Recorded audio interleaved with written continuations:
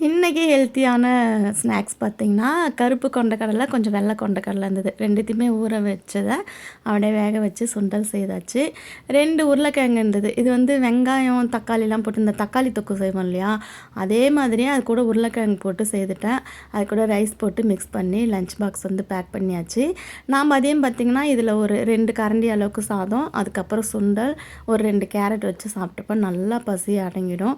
மீதி சுண்டல் இருக்கிறத வந்து பார்த்திங்கன்னா, அப்படியே ஈவினிங் வாக்கிங் போயிட்டு வந்து சாப்பிட்டுட்டு ஒரு பிளாக் காஃபி, பிளாக் டீ இல்லைனா ஒயிட் சுகர் சேர்க்காம ஒரு டீ வந்து குடிச்சுப்பேன். அதுதான் டின்னராகவே வந்து முடிச்சிருவேன். இந்த மாதிரி சாப்பிட்டோம்னா நல்லாவே உங்களுக்கு வெயிட் ஏறாமல் மெயின்டனும் ஆகும், நல்லா பசியும் அடங்கும்.